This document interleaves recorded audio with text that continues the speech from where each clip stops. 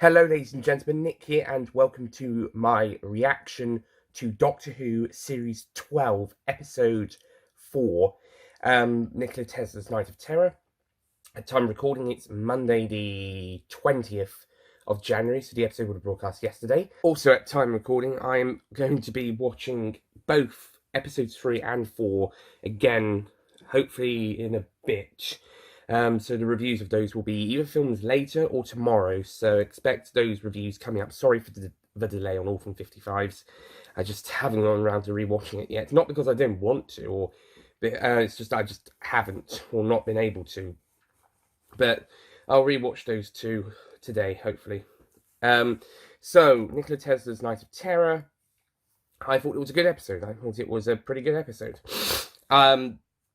Certainly the casting is very strong for Tesla, Edison, and Tesla's assistant. I thought Angie Mahara, Rani in the Sarah Jane Adventures, was great as the villain. She definitely puts a lot of effort into the role and was relishing the fact that she's back in the Doctor Who universe as a villain. We'll get onto the character in a bit, but I thought casting-wise, they did a very good job with the supporting characters. I also think Jodie Whittaker is really great with her exposition in this episode. It's taken a bit of time, but I think she's got it. With the explaining the exposition and the energy, I think now she's done 14 episodes. Maybe not even that. 14, 15 episodes. Aired, and probably a few more in the production block. I think this was one of the later production blocks. So she's done more than 14 episodes, actually, 15 episodes. Then, performance-wise, then yeah, she's got the hang of it. She's got the groove, and she's really great. And Bradley Walsh and Tottengall continue to be great as Graham and Ryan, with them both getting great lines in there. I do have to say, Yaz, Mandip Gill, doesn't get a huge amount to do. She's got quite a bit of screen time, but she doesn't do much as a person, as a character. I mean, she's there talking to Thomas Edison. She's there. She's got some things to say, but there's not really a huge amount of stuff to the plot. Nor does she have that many funny one-liners like Ryan and Graham. They've got some. They're there to help a bit, but Yasmin's just there. This is episode 5. This is her 15th episode, and Yasmin still hasn't done much as a person, as a character. She still hasn't done that much. There's something wrong with this character. I don't know what it is. She's a good character, but she's not doing much at all in her first 15 episodes. Hopefully, she's going to have more to do in the remaining 6 episodes of the series, but at the moment, 15 episodes with her, from The Woman Who Fell to Earth to Nikola Tesla's Night of Terror, and she hasn't done much besides talk to supporting characters and have the human emotions and attachments. Yeah, when I say attachments, worried about people. Yeah, she's got all those, but she doesn't really contribute that much. At least Ryan and Graham at least contribute comedy, yeah, or are helpful at places. Yasmin is just there. I don't know what it is. I think the character just needs more things to do, and I think we need another Demons of the Punjab type story for the character, but giving her stuff to do in that story. Anyway, as for the characters, I thought the characters were pretty good for the supporting characters. I think Thomas Edison is does come across as a bit of a dick, but I think that is historically correct, and he doesn't become unlikable. Unlike I was in a call with Matt Moyer and Thomas Aidan James yesterday after the episode, and Thomas was talking about Jack Robertson,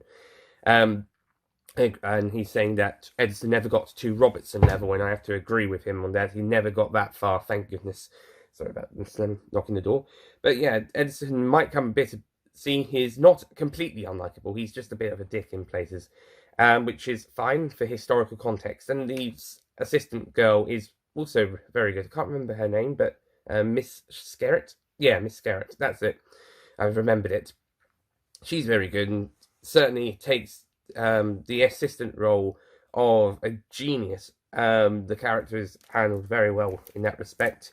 And of course, Nikola Tesla is a brilliantly written character. I could tell that the writer, I can't remember her name, but Nina Mondova, is that her? Is that who wrote it? I'm not certain. But the writer, who's one of the three new writers, certainly took joy in writing that opening speech for Tesla to talk to his investments. I'm not really a big fan of the aliens. I don't think they were particularly amazing, and despite Angia Maharan's performance, the Scorpion Queen was a bit of a generic villain-esque queen villain and a bit boring and not that interesting. The most interesting thing was the fact that they couldn't build anything for themselves and they needed others they stole or forced other people to repair things for them. Do you have one bit when the alien queen says, "Oh, Doctor, you could be helpful," and then a couple minutes later, she's like, "Oh, Doctor, you're not very helpful at all. I'm going to kill you now." You just said she was helpful. Idiot. But yeah, the aliens aren't that interesting beyond the fact that they can't actually do anything themselves apart from kill and steal and force people to do what they need. But the idea of kidnapping and forcing people to fix their ship and stuff and steal weapons from other creatures, it sounds interesting. It's just that the scorpion creatures themselves, we don't even know what their race is called, I don't think.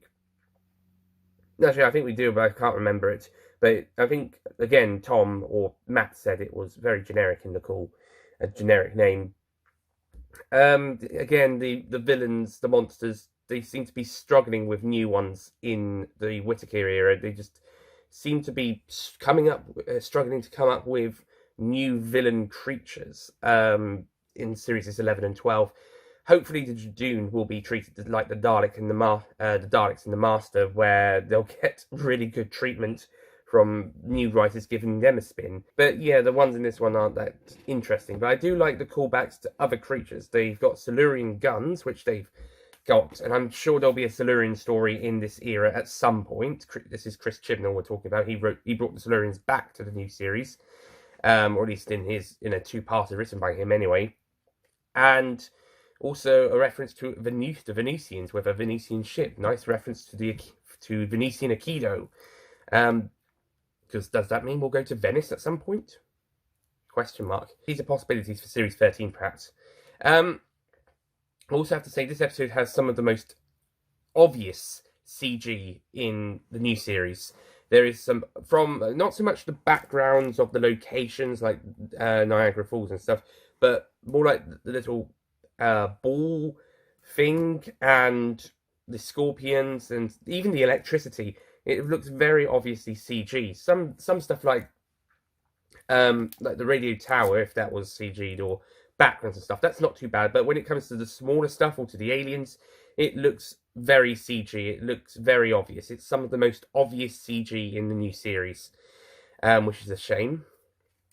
And I'm not really a fan of some of the ways the camera films the Scorpion Queen in some of the close-ups. It's the same with Tim Shaw in The Woman Who Fell to Earth and those creatures from Orphan 55 last week. It's just some of the way it's filmed and the way they're edited just feel a bit jarring and a bit all over the place, and it doesn't really fit. Just stay still with the one or two camera shots you want and don't cut too quickly between them. I also think the ending really needed to be another 5 minutes. Just slow the hell down.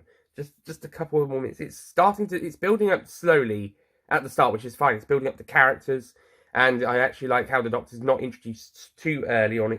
She's given a little bit of time. Nice bit of introduction there. And the companions also waiting, so we get a few minutes with the Doctor, with Tesla and Skerritt.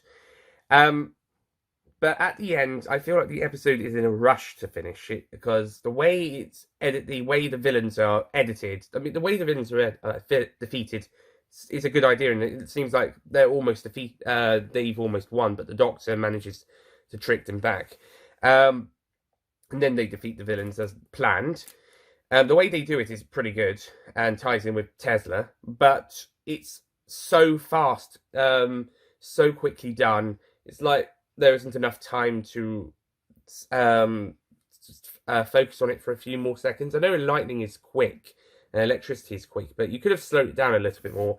And then the very end, they're talking to Tesla and Skerritt, and then they say, "Oh, goodbye, we've got to go." And then the episode pretty much just ends with the final shot of them walking away, but not really. There isn't really a huge amount of time to. There's a little bit of time at the end, but it just feels like the episode was in a hurry to finish. It knew that it was out of time, more or less, or about to run out of time, so it decides, let's edit the ending to be really fast, really quickly paced, and then the very end we can just a couple of seconds with the Doctor and friends saying goodbye to Tesla. They start walking away, cut to credits. It feels like it was in a hurry to finish. It feels like a very hurried finish, and it feels the most Series 7 type episode ending since Series 7, where Series 7's endings, episode endings, are usually criticised for being too quickly tied up, with like the episodes needed more time, and they're accused of having bad endings. And I can see the points for quite a few of those, to be honest. I wouldn't say every single one, but for quite a few of them, there is quite a few points where they either run out of time, or the endings could have been better. And in this episode's case, I really think they needed an extra 5 minutes just to slow the ending down a little bit. I think the episode would have benefited from being an hour, but definitely another 5 minutes to slow down that ending would have been a good idea. So, yeah, those are my thoughts on Nikola Tesla's Night of Terror. I thought it was a very good story. I thought it was a very good episode. Definitely better than Orphan 55 after first viewings. I think I prefer both parts of Spyfall, but I'm going to rewatch, again, Orphan 55 and Nikola Tesla episodes in a little bit, coming up. And I'll do proper reviews on those. With the Nikola Tesla one, that's getting a review on the Universal's channel later this week. Whilst recording, I just noticed that the Spyfall Part 2 review on the Universal's channel has just gone up, so that's good. And then Orphan 55 will be later in that week, and then it'll be my Nikola Tesla review, and the main channel will get a link video to that as per usual, or following Orphan 55's proper review. And next week we've got the return of the Jadoon in Fugitive of the Jadoon, written by, I think it's Vinay Patel writing that episode, and he wrote Demons of the Punjab. That was a fantastic episode, and I look forward to seeing what he does with the Jadoon. So, yeah, my only concern is, are the Jadoon allowed on Earth for this particular adventure? Because, as established in Smith & Jones and in the Sarah Jane Adventures story, Prisoner of the Jadoon, they're not allowed to go on Earth. So, hence why they took Royal Hope Hospital to the moon in Smith & Jones. And the Jadoon in Prisoner of the Jadoon was on Earth by accident. So, in this story, are they going to have special permission to go to Earth? Because this is certainly being set set after Smith & Jones. So, are they going to have special permission to go to Earth to capture their fugitive? ? Because otherwise, it's a rogue group, and that's going to cause problems. We'll see how that handles. Anyway, so that's it from me. Thank you for watching. I'll see you guys next time for either the Jadoon features of the Jadoon reaction, or one of the upcoming Doctor Who reviews, or Dracula reviews, which have already been filmed, but again, due to haven't gone around to editing them yet. Same for the film 2019 film ranking, which was done almost a week ago, but very little has been done in the editing for that. Sorry about that. I'll try and get that sorted after doing the Doctor Who one and Dracula stuff. Anyway, that's it from me. Goodbye. Don't forget to click below to subscribe to the official Nicholas Payne YouTube channel. I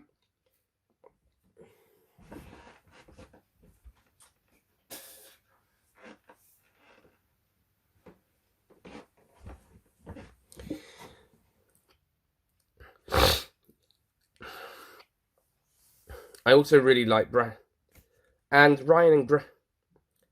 and anyway, I think but yeah, these are such possibilities for series 13, perhaps. On the